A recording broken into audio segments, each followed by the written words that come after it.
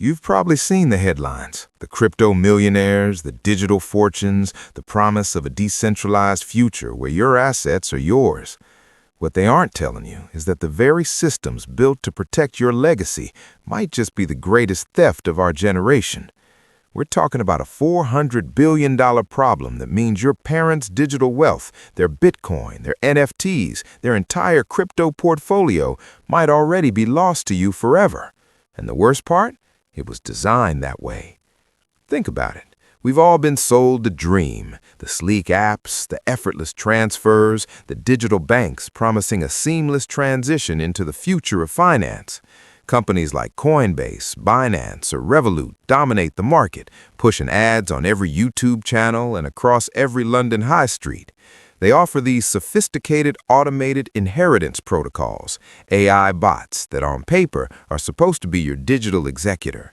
Your parents sign up, they tick a box, and in theory, if the unthinkable happens, their digital assets locked away on the blockchain will automatically pass to you. It sounds foolproof, doesn't it? A secure, modern solution to an age-old problem. This is the gleaming facade they present, a world where your digital legacy is protected, where technology serves to simplify, not complicate. They've convinced millions in the US and the UK that their platforms are the safest vault for your future. They talk about ironclad security and user-centric design. But what if that design was actually a meticulously crafted trap? What if the very technology meant to ensure a smooth inheritance was actually a sophisticated digital black hole? For years, we've trusted these platforms with our most valuable possessions.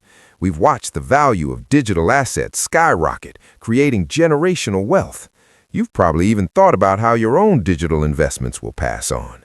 But there's a dark undercurrent to this digital revolution, a secret kept deep within the code, hidden behind the smiling faces in their marketing campaigns. What we're about to uncover suggests that for hundreds of thousands of families, that inheritance is simply gone, and the trail of breadcrumbs leads directly back to the very institutions you trusted. Stay with us, because the cracks in this perfect digital illusion are about to become undeniable. The first crack in this armor wasn't a headline, it was a whisper. A single individual operating deep within the labyrinthian digital asset division of a major fintech player, let's call them Omnibank Global, started seeing patterns. This isn't just some disgruntled employee. This is someone who watched the internal systems operate and saw something truly disturbing. Our source, who we'll call Elias, reached out to us with documents, not just theories, but hard data. Elias witnessed a terrifying trend. He saw thousands of automated inheritance claims hit dead ends, families grieving and vulnerable, trying to access their loved one's crypto, only to be met with an impenetrable wall of verification errors and protocol failures. Initially, he thought it was incompetence, but the sheer volume suggested something far more sinister. Imagine trying to access your grandmother's bank account after she passes, only to be told the vault simply vanished. Now, imagine that on a digital scale, amplified by the volatility and complexity of crypto. Elias found that once an account lay dormant for those 24 crucial months, the latency trap activated. The official story is that the AI bot attempts to contact the listed beneficiaries, but Elias's data showed something different. The system would deliberately initiate a series of complex, almost impossible verification challenges. Think multi-factor authentication requests sent to an inactive email, biometric scans from a deceased individual, or encrypted keys requiring physical access to a device that no longer exists. Each failed attempt, by design, pushed the account further into a digital limbo. And here's where the real scandal unfolds. Those liquidity reserve pools weren't just holding tanks, they were effectively speculative trading funds. Omnibank Global, leveraging its immense capital, was using these orphaned assets for aggressive, high-risk trading. This wasn't passive management, this was active, predatory speculation. Your parents' Bitcoin was being gambled on the market by algorithms designed to maximize the bank's profits. Because these assets were technically unclaimed, thanks to the intentionally impossible verification protocols, they operated in a regulatory gray area. The SEC in the US and the FCA in the UK were caught flat-footed. How do you regulate something that, on paper, is simply awaiting proper claimant verification? Omnibank Global exploited this blind spot brilliantly. Look at this internal communication from Omnibank Global, which Elias smuggled out. What do you see? They're not talking about helping families. They're talking about optimizing dormancy capital and mitigating claimant success vectors. That's corporate speak for we're keeping the money. The question then becomes, how long could they keep this charade going?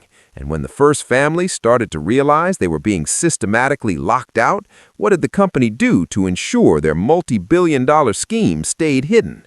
The cover-up was as chillingly efficient as the trap itself.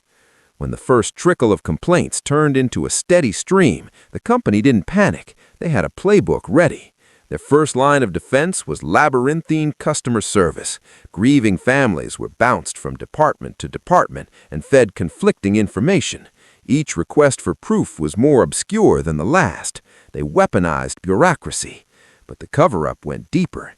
Elias provided evidence of internal legal threat assessment teams.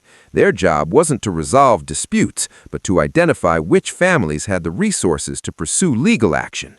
If a claimant seemed persistent, they would initiate a slow play strategy, offer small token settlements under strict non-disclosure agreements. They were buying silence, one desperate family at a time. As for Elias, once his activities were suspected, his access was slowly revoked. Then came the voluntary redundancy offer, a generous severance package contingent on signing an NDA so restrictive it would have silenced him for life. He refused. He knew the truth was too important. If you think this corporate greed has gone too far, hit the like button so the algorithm pushes this truth to more people. What does this mean for you today? This isn't just a story about one rogue company. It's a warning about the entire digital asset industry. As we move more of our lives and wealth online, we're handing over control to algorithms that don't have a conscience. The Department of Justice and the High Court are starting to take notice, but for many, it's already too late. The $400 billion trapped in these digital vaults is a monument to a system that prioritizes liquidity over legacy. You need to check your accounts. You need to verify your inheritance protocols today, not tomorrow, because in the world of the dead bot, silence is not just gold, it's profitable. What will you do to ensure your family isn't the next line of code in a liquidity reserve pool?